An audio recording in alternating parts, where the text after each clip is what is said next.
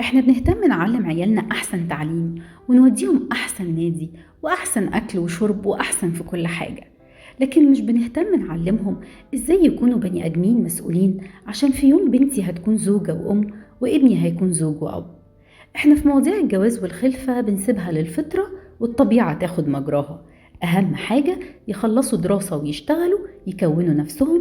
نزلنا عشان يتجوزوا، ولما يتجوزوا نزلنا أكتر عشان يخلفوا، وكأن ده أكبر وأهم إنجازات الحياة. ولو ما حصلش يبقى في حاجة غلط، والقصة مش ماشية في مسارها الطبيعي، وبالأخص لو بنت واتأخرت في الجواز في مجتمع شرقي دماغه مضيعاه. اهتمنا نفهم الشباب دي يعني ايه جواز وعهد ومسؤولية والتزام وغلب مدى الحياة، وإن الموضوع مش سهل ولا سلس أبدا. ده حتى أحسن كورسات بتقدم محتوى مش عملي بالمرة. شاطرين بس نقول للبنت إنه سارة كانت بتقول لإبراهيم يا سيدي، ما قلناش إزاي سارة اتعلمت ووصلت وعفرت عشان تقول لإبراهيم يا سيدي.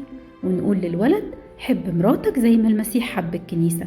ما قلناش إنه مهما الكنيسة غلطت وعجزت ومش في أحسن حالاتها هو مستمر يحبها وساتر عيوبها. محتاجين نعلم الولد إزاي يكون راجل مسؤول، مسؤول عن بيت وولاد، مش مسؤولية توفير فلوس، إنما مسؤولية نفسية وروحية، مسؤولية قائد يحط الخطة مع مراته سواء في مهام البيت وتربية العيال. هي محتاجة شريك في كل التفاصيل، مش بنك، شريك يبصلها كمان 20 سنة قدام، هيفضل يحبها ويصونها ومتحمل مسؤوليتها لما تتعب وتمرض وتعجز. والبنت محتاجة تتعلم تلمس الواقع برجليها وتدرك إن دور المعين دور مش سهل، لأن الأوقات الصعبة أكتر بكتير من السهلة.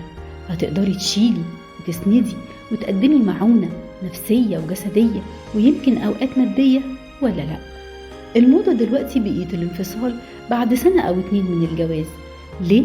لأن كل واحد شايل نفسه وهو وبس أهم، وبننسى معنى أعمق وأهم ورخص في عينينا زي ما حاجات كتيرة قوي بترخص، وهو العهد، الاتفاق الروحي المقدس، مش مجرد عقد قانوني، عهد بين راجل وست يعيشوا سوا في علاقة دايمة تقوم على المحبة والاحترام والمسؤولية والالتزام المتبادل، يشبه عهود الله مع شعبه اللي عمره ما رجع فيها مهما الشعب عمل وغلط.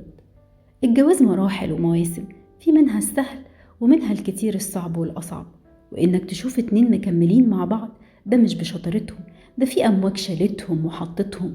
لكن في ربان قال لذلك يترك الرجل أباه وأمه ويلتصق بامرأته. هو قائد السفينة، وهو اللي بيدي المعونة والقوة الكافية عشان الرحلة تكمل في كل مراحلها. ولو هو مش موجود بجد أفتكر صعب السفينة تكمل رحلتها وسط عواصف الحياة وترسى. فكرة تفكر.